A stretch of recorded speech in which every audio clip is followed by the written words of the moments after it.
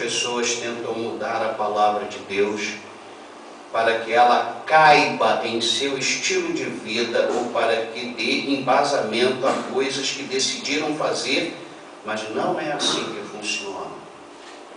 Às vezes a gente quer uma coisa, mas a gente quer que Deus nos abençoe naquilo.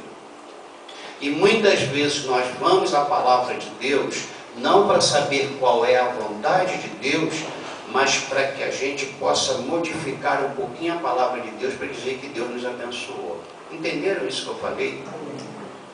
Eu coloquei lá no blog também, não podemos nos perder na névoa da opinião humana ou deixar que as nossas emoções, que são inconstantes, nos desviem do caminho.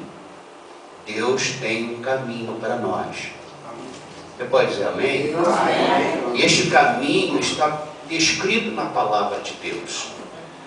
Em vez disso, da gente se desviar, nós temos um guia seguro. É a palavra de Deus.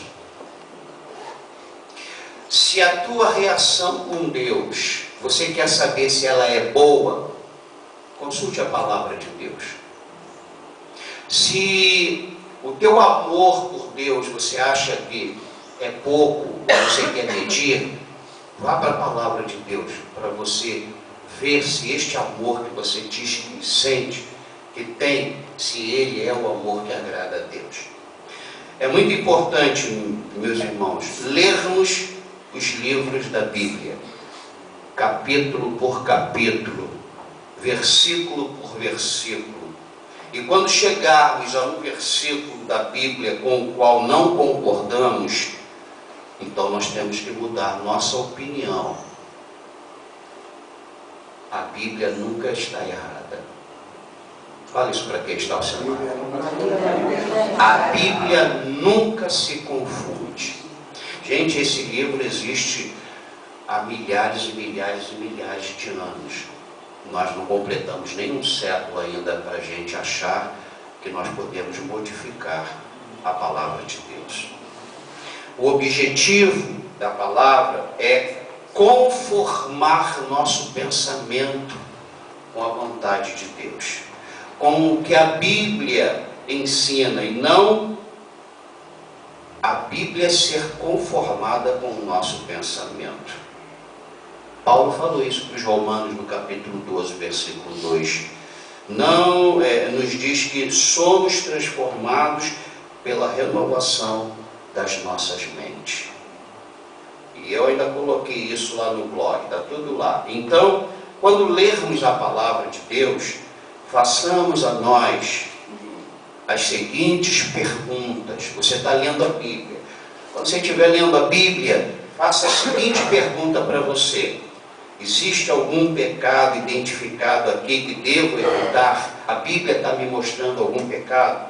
Há uma promessa aqui da qual devo me apropriar? Existe uma vitória a ganhar? Existe uma bênção a desfrutar? Toda vez que você estiver lendo a Bíblia, faça essas perguntas. Entendamos o versículo contextualmente, porque às vezes as pessoas tomam os versículos fora do contexto. Eu vou explicar isso para você, porque aconteceu isso comigo hoje de manhã.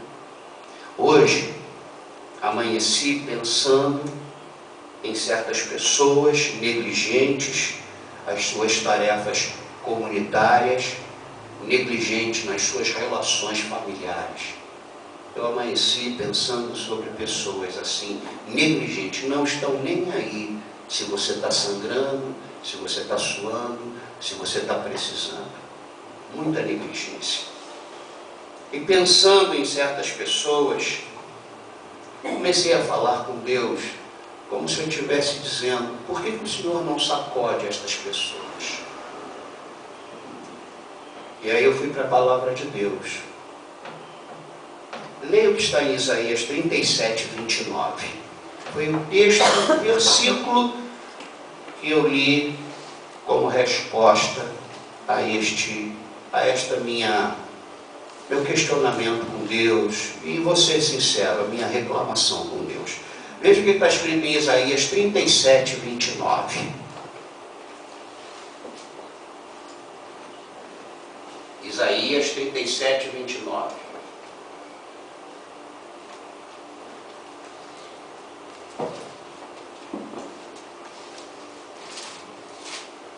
Fica sentado, vai. Isaías 37, 29, o que está escrito na sua Bíblia? Por causa do teu furor contra mim, e porque a tua arrogância subiu até os meus ouvidos, eis que porei o meu anzol no teu nariz, e o meu freio na tua boca, e te farei voltar pelo caminho por onde vieste. Eu fiquei meio que apavorado. Você entendeu o que Deus falou comigo aí? O que Deus falou comigo? Da minha arrogância. Não é? Porque eu estava reclamando. Porque poucos ficam esgotados, cansados. Eu estava reclamando porque pessoas negligenciam suas tarefas comunitárias e familiares, não estão nem aí. Aí veio esse versículo, Isaías 37, 29, fiquei apavorado. Olha como é que é ruim a gente ler um texto fora do contexto. Esse versículo 29 está dentro de que contexto? Agora olhem do versículo 21 até o 34.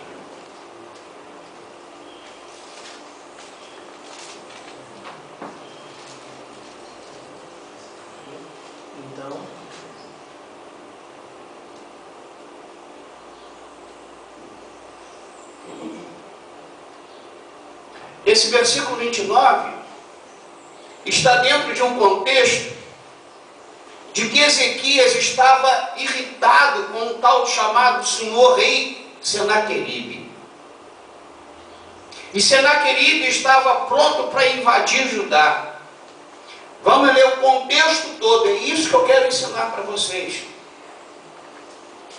Você lê um versículo e você já se definiu como a direção de Deus para a sua vida. Eu fiquei apavorado com o versículo 29. Deus me chamou de arrogante, mas eu preciso entender dentro de que isso está escrito. Veja aí o versículo 21. Então, Isaías, filho de Amós, mandou dizer a Ezequias: assim diz o Senhor, o Deus de Israel. 2 pontos, ele vai falar. Visto que me pediste acerca de Senaqueribe, rei da Síria. A história aqui é que Senaqueribe ia invadir Judá. Ezequias estava preocupado. Ezequias estava indignado. Porque Ezequias era o rei do povo de Deus. E como é que o povo de Deus ia perder para o rei da Síria? Versículo 22. Esta é a palavra que o Senhor falou a respeito dele. Ele quem? Senaqueribe. A virgem filha de Sião te despreza e zomba de ti. A filha de Jerusalém meneia a cabeça por detrás de ti. Está falando para Senaqueribe. 23. A quem afrontaste e de quem blasfemaste? E contra quem alçaste a voz e arrogantemente ergueste os olhos? Contra o Santo de Israel. Ou seja, afetando Ezequias, estava sendo contra Deus. No versículo 24, por meio dos teus servos, afrontaste o Senhor e disseste. O rei Senaqueribe, através dos servos dele, ele afrontou o povo de Deus. Por meio dos teus servos, afrontaste o Senhor e disseste, com a multidão dos meus carros, subi ao cimo dos montes, ao mais interior do Líbano, deitarei abaixo os seus altos cedros e os ciprestes escolhidos, chegarei ao seu mais alto cimo, ao seu denso e fértil pomar. Cavei e bebi as águas, e com a planta de meus pés sequei todos os rios do Egito. Acaso não ouviste que já há muito dispus eu estas coisas, já desde os dias remotos o tinha planejado? Agora, porém, as faço executar, e eu quis que tu reduzisses a montões de ruínas as cidades fortificadas. Por isso os seus moradores debilitados andaram cheios de temor e envergonhados. Tornaram-se como a erva do campo e a erva verde e o capim dos telhados. e o cereal queimado antes de amadurecer. Mas eu conheço o teu assentar, o teu sair, o teu entrar e o teu furor contra mim. Por causa do teu furor contra mim. Deus está falando contra Senaqueribe. Está dando paz e tranquilidade ao rei que estava reclamando de uma situação. Então esse versículo 29 não era contra o rei Ezequias. E quando esse texto veio para mim hoje de manhã, eu fiquei até preocupado, falei, eu estou sendo arrogante, Deus está me repreendendo duramente.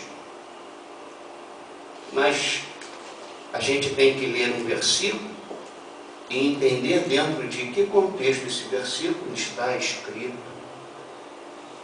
O que significa esse versículo 29?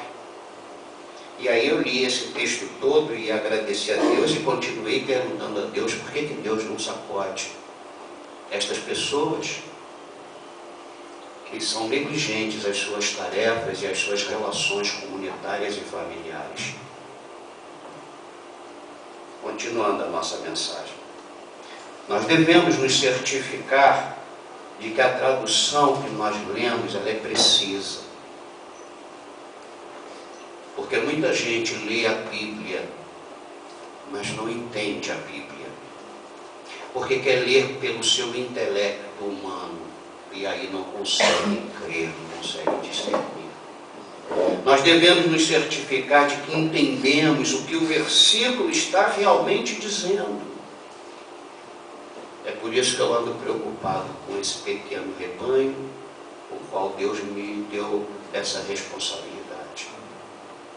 Ontem, conversando com um pastor de uma igreja grande, eu perguntei, destes 1000 que vão lá, 100 conhece, estuda, medita, crê e obedece a palavra de Deus?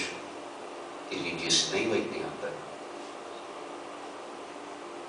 Essa é a minha preocupação, porque não adianta nada a gente sentar para ouvir a palavra de Deus e não sair daqui com a palavra de Deus no nosso coração.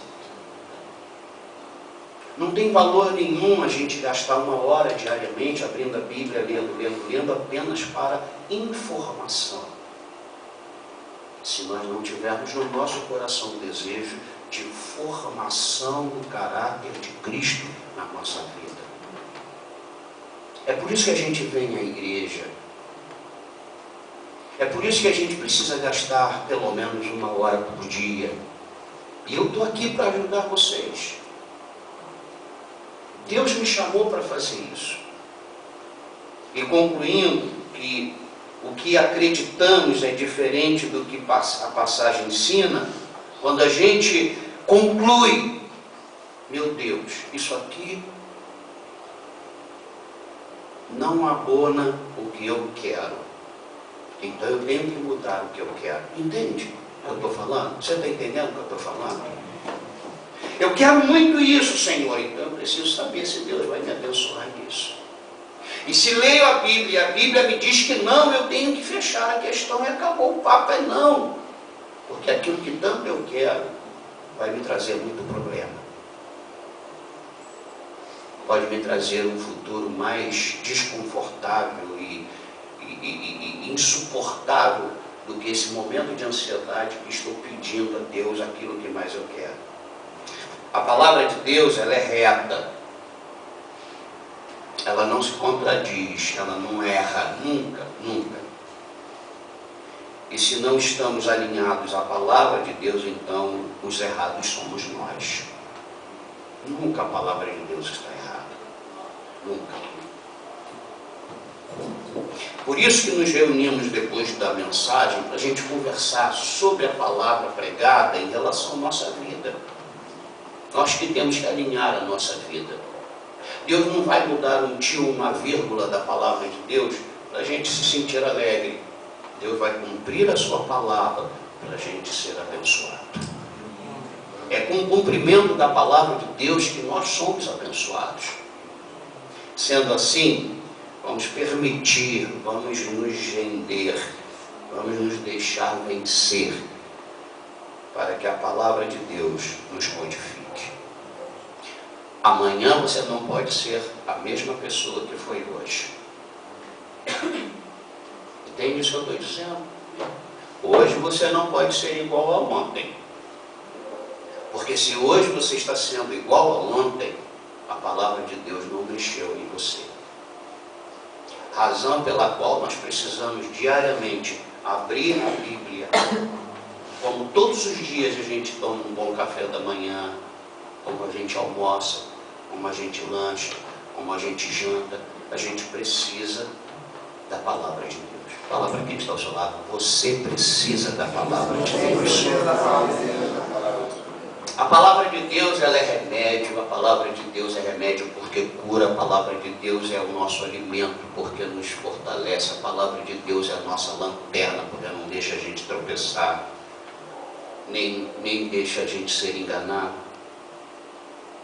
E depois de ler essa introdução que eu coloquei no blog há semanas atrás, aí eu quero entrar na mensagem de hoje.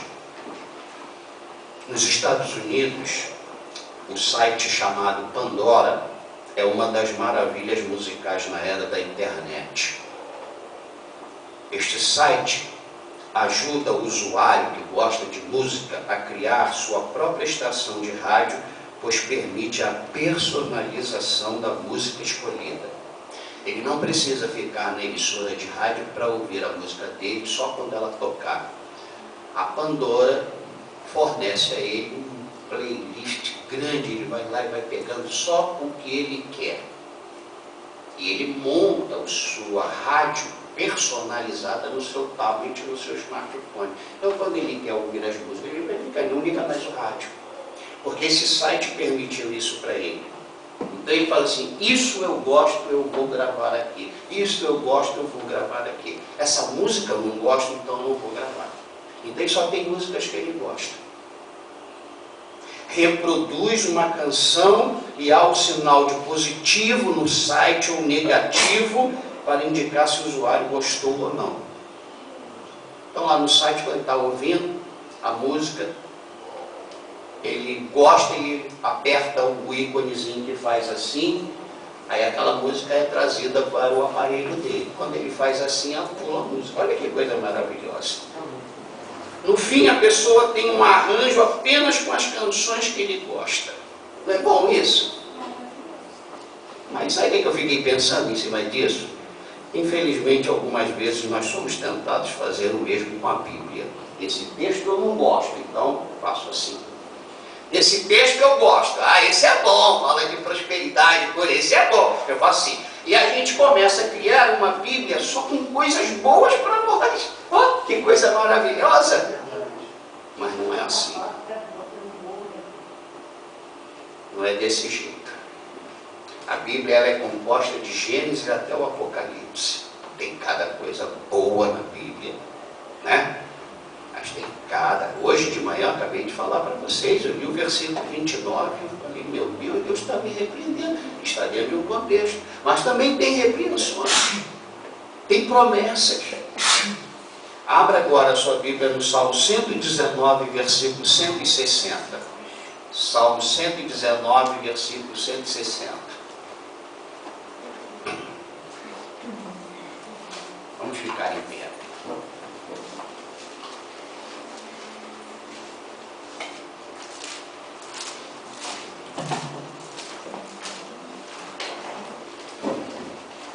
Salmo 119, versículo 160. Vamos lá, já! As tuas palavras são em tudo verdade desde o princípio, e cada um dos seus juízos juram para sempre. As tuas palavras, em tudo, ele não está falando assim em parte. As tuas palavras são em tudo verdade desde o princípio, e cada um dos teus justos juízos dura para sempre. Vamos sentar. O que o salmista está afirmando e ensinando aqui? Ele faz 3 afirmações nesse versículo. Uma outra coisa, quando a gente lê a Bíblia, a gente precisa primeiro saber quem escreveu isso. Por que que ele escreveu isso? E para quem foi escrito isto? Então ele está dizendo aqui, o salmista está afirmando 3 coisas. E com estas 3 afirmações ele está ensinando 3 coisas. Primeira coisa, a palavra do Senhor é verdade. A palavra do Senhor é verdade. Você pode repetir isso? A palavra do Senhor é verdade.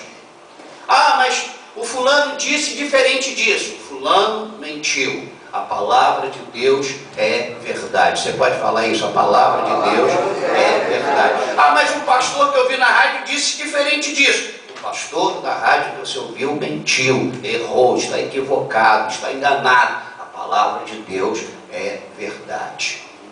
A segunda coisa que ele afirma e ensina: a palavra do Senhor é verdade desde o princípio. Fala agora, a palavra de Deus é verdade desde o princípio. Ela não é só verdadeira, ela teve um início. Desde o princípio. E não dá para medir, não temos como medir essa data. Quando foi esse princípio? Antes da fundação do mundo. A terceira coisa que ele ensina aqui, afirma e ensina que a palavra do Senhor, além de ser verdade desde o princípio, é verdade e será verdade para sempre. Então ela é verdade. Ela é verdade desde o início e ela é verdade para sempre. Amém? Amém. Então nós não temos como discutir com uma coisa verdadeira, inabalável, de eternidade a eternidade. A gente não tem nem 100 anos ainda. Como é que a gente pode se sentir a autoridade para discutir com a palavra de Deus? Abra lá, vamos ver o que Paulo falou para Timóteo, 2 Timóteo 3,16. Agora a gente vai para o Novo Testamento, 2 Timóteo 3,16.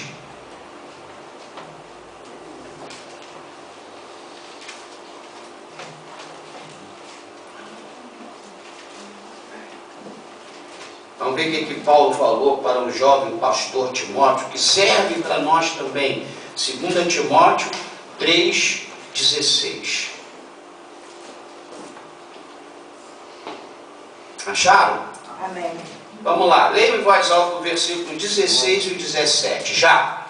Toda a Escritura. Vamos, gente, vamos ler todos juntos. Já. Toda a Escritura é inspirada por Deus e útil para o ensino, para a repreensão, para a correção, para a educação na justiça, a fim de que o homem de Deus seja perfeito e perfeitamente habilitado para toda boa obra.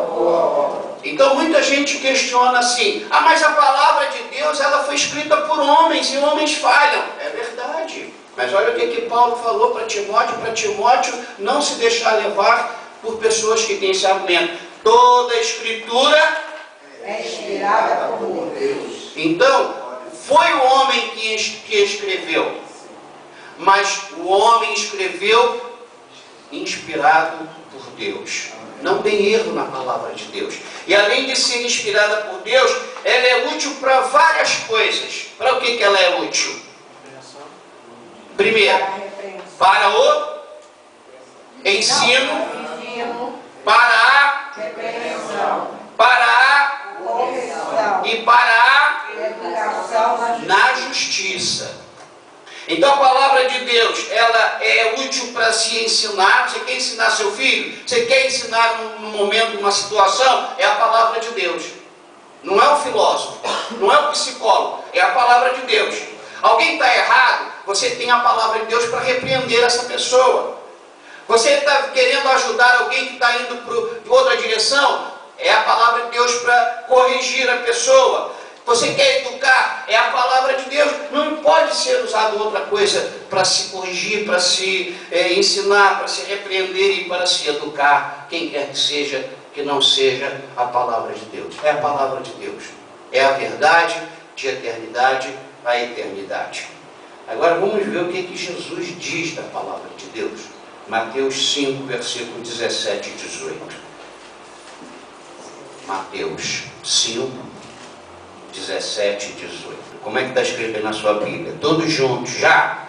Não penseis que vim revogar a lei, ou os profetas. Não vim para revogar, sim para cumprir. Porque em verdade vos digo, até o céu e a terra passem, nenhum livro ou um tio jamais passará dele, até que tudo se cumpra. Nem Jesus veio para modificar.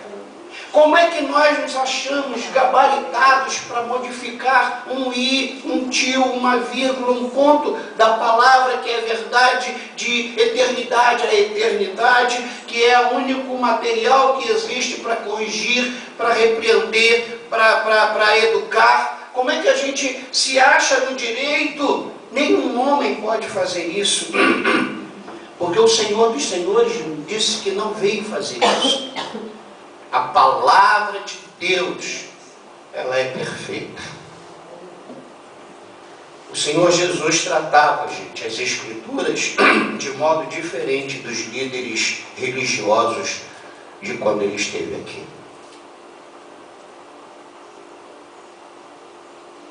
Jesus tinha amor pela palavra de Deus. E nós, como discípulos de Jesus, como seguidores de Jesus, nós também precisamos amar. Mas não adianta a gente falar assim, eu quero amar, não consigo. É com o debruçar, o estudar a palavra de Deus, que a gente vai amando. Ninguém ama ninguém à primeira vista. Essa coisa que eu bati o olho, gostei, me apaixonei. Pode ser apaixonado, mas amar, não é verdade? O amor vem com o tempo, vem com o conhecimento. É assim a palavra de Deus. A gente gasta um tempo hoje, outro tempo amanhã, a gente vai lendo, a gente vai abrindo pequenas doses. A gente depois tem o interesse de fazer um estudo de um livro, ler um livro, e a gente vai ler um capítulo por dia, a gente vai, e vai chegar uma hora que a gente vai amar, e a gente não vai conseguir ficar sem. Não é verdade? Amém. Vamos lá, Mateus 5, 21 e 22, continuando nesse pensamento do Senhor. Vamos só pular o versículo 19 e 20, que não vem o caso agora para a gente. Veja o versículo 21 e 22, já. Ouviste que foi dito aos antigos, não matarás. Quem matar estará sujeito a julgamento. Eu, porém, vos digo que todo aquele que sem motivo se irá contra seu irmão estará sujeito a julgamento. E quem proferir um insulto a seu irmão estará sujeito a julgamento do tribunal. Aquele que quer chamar tolo estará sujeito ao inferno. Eu peguei esse texto para dizer para vocês como que para Jesus tudo na palavra de Deus é importante. Nada pode ser colocado para dizer, isso aqui não vale a pena, não, tudo é importante. Para o Senhor Jesus, o não matarás estava no mesmo nível de sem motivo se irar contra seu irmão. Ou seja, você matar alguém é tão pesado, é tão condenatório quanto você ficar irado contra alguém. Razão pela qual João fala lá, aquele que não ama seu irmão assassino. Aquele que fica irado contra o irmão é assassino. Então, para Jesus, uma coisa falada nesta página tem que ter o mesmo respeito, nós temos que ter o mesmo respeito e reverência com o que é falado nesta página. Nós não podemos descartar isso ou aquilo, eu não gosto disso, eu não gosto daquilo, eu acho isso muito pesado. O Senhor Jesus estava longe de personalizar as Escrituras. O Senhor Jesus estava preocupado com a motivação do coração das pessoas em aplicar tudo o que estava na palavra de Deus. O que está escrito aqui na palavra de Deus? O que diz aqui sobre isso aqui na palavra de Deus? A palavra de Deus não se contradiz. Se Jesus fala é verde, e olha, não vá procurar explicação através do homem, do Beltrano ou do Cicrano, é na palavra de Deus. E para encerrar esse pequeno estudo, e à noite eu vou continuar sobre essa questão da palavra de Deus, estou muito preocupado, só não quero aqui constranger você perguntando quantos textos você lê por dia, mas eu estou preocupado porque se você dorme, se você bebe água, se você almoça, janta, toma café da manhã, porque essas são as necessidades do corpo, você não pode negligenciar as necessidades da tua alma, que é só através da palavra de Deus que ela é suprida. À medida que nos apropriarmos mais plenamente da palavra de Deus, nós conheceremos mais profundamente o Senhor e desejaremos honrar o Senhor. Ao abrir a nossa Bíblia diariamente, que a gente possa pedir ao Espírito Santo que Ele abra o nosso coração. Você entendeu isso que eu falei? Eu só sei o nome delas três. Pela primeira vez eu as vi aqui. Angélica, Andressa e Cailã. Eu estou vendo esta moça pela primeira vez, não sei o nome dela. Mas eu conheço vocês, eu sei. Sei o nome, sei onde vocês moram, sei o telefone. Não conheço tudo. Mas quanto mais nós estivermos juntos, mais eu vou ficar sabendo de vocês e mais vocês vão ficar sabendo de mim. Tomara que elas retornem, para que eu saiba mais delas e elas saibam mais de mim. Então, como é que a gente quer conhecer Deus, se a gente não vai pelo caminho que a gente pode conhecer Deus? Agora, se eu só tiver essa oportunidade hoje, eu não vou poder falar nada delas de bom. E dessa eu não posso nem falar o nome, porque eu ainda não sei, mas eu vou saber. Entende? Então, a gente não pode dizer que ama se a gente não conhece, ou pelo menos a gente não está nem interessado em conhecer. Como é que a gente pode dizer que ama? Eu estou muito interessado em amar mais a Deus do que eu amo. E eu quero amar muito mais a Deus do que eu amo. E para isso, só abrindo a palavra de Deus. Amém. Qual o seu nome? Ingrid, ainda tem nome de rainha. Ingrid, seja bem-vinda. Tá? Então, meus irmãos, eu estou muito preocupado. Porque veja o exemplo que eu dei no início aqui. Hoje eu peguei um versículo como pedindo uma direção de Deus para mim, pelo que eu estava sentindo, pelo que eu estava reclamando. E só o versículo me deixou meio que arrepiado e apavorado. Mas aí eu precisei ler todo o texto para entender aquilo que estava sendo falado. Assim é a palavra de Deus. E no início, para quem não tem muita intimidade, no início vai ser chato, você vai abrir a boca, vai sentir sono, vai sentir cansaço, vai sentir sede, vai sentir fome, você vai dormir. Tem gente que abre a Bíblia, é como a Bíblia fosse assim um tranquilizante.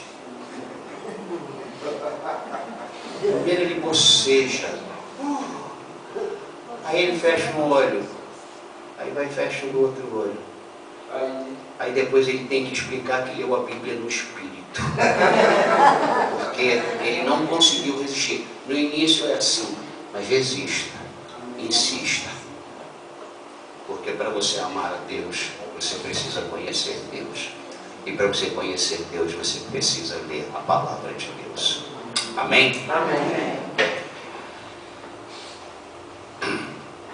São 10h35. Nós vamos fazer agora o que Jesus mandou a gente fazer. E ele disse que a gente devia fazer isso em memória dele. Todas as vezes que a gente participasse do pão e do cálice, que a gente parasse, se examinasse e pensasse no sacrifício que o Senhor fez. Assim como não traz resultado nenhum uma leitura sem compromisso, não traz benefício nenhum a gente participar da mesa sem entendimento e sem fé. Eu vou distribuir o pão e o cálice. Para nós, da igreja, o pão significa o corpo de Jesus. O cálice significa o sangue de Jesus. Então, vamos lá em Mateus. Evangelho de Mateus, vamos lá.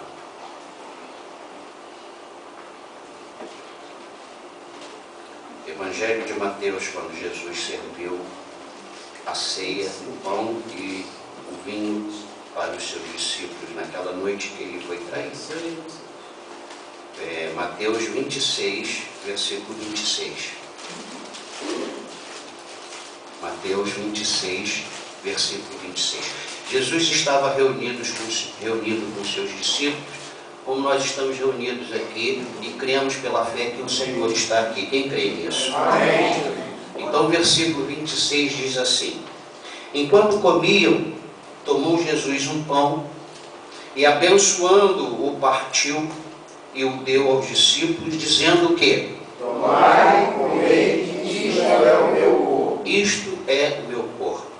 A seguir, tomou um cálice e, tendo dado graças, o deu aos discípulos, dizendo o quê? Bebei dele todos. Por quê? Porque isto é o meu sangue, o sangue da nova aliança, derramado em favor de muitos para a remissão dos pecados.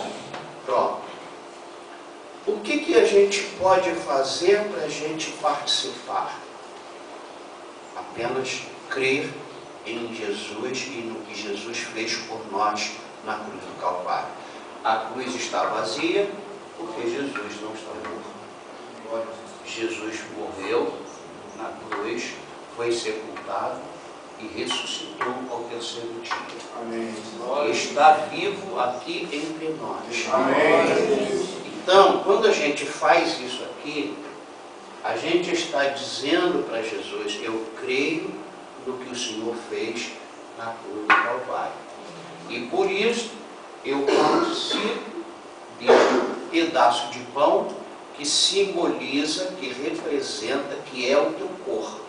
E participo deste cálice como símbolo e representação do teu sangue na minha vida.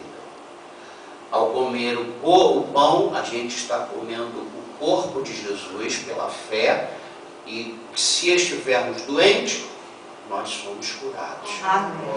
Quando a gente bebe o cálice, se a gente tivesse matado alguém, dado um tiro, se a gente se arrepende, pede perdão ao Senhor e participa do cálice, nós somos perdoados dos nossos pecados. Agora, isso aqui não pode ser aquele instrumento de, bom, então eu vou pecar e depois eu vou tomar ceia, então eu vou ser perdoado, eu vou pecar. Não.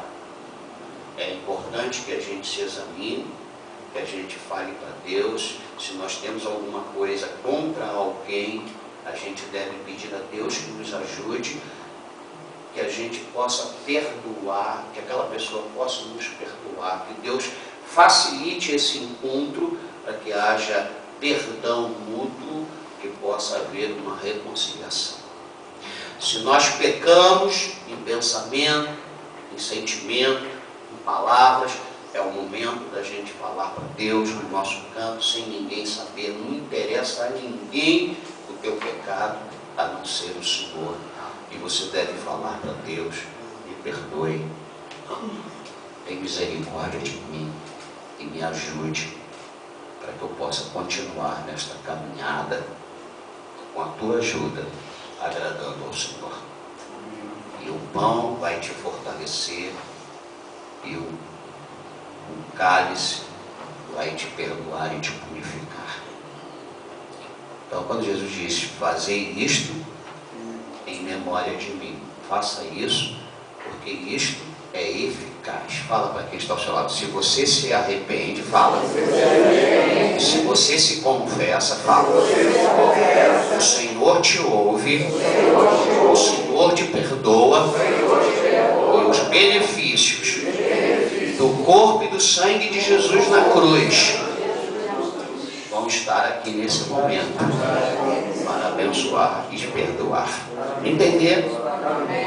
Quem não entende, quem não crê, Quem não quer mudar de vida, quem não concorda, não deve participar. Ah, mas eu não fui batizado nas águas. Você quer se batizar? Então você deve participar e falar, eu quero me batizar. Mas se você não quer se batizar, você não deve participar, porque isto é para quem quer seguir Jesus. Eu fui claro? Amém. Deu para entender? Então você vai curvar sua cabeça, você vai falar com Deus agora, que está aqui neste momento. Se você quer andar com Deus, continuar andando com Deus, é momento de reflexão, é momento de confissão, é momento de pedir perdão e participar sem nenhum medo e com muita alegria. Mas se você não se acha preparado, não quer, deixa a bandeja passar e Deus vai, no momento certo, Deus vai falar contigo. Bota aquele corinho que a gente acabou de cantar, louvado seja.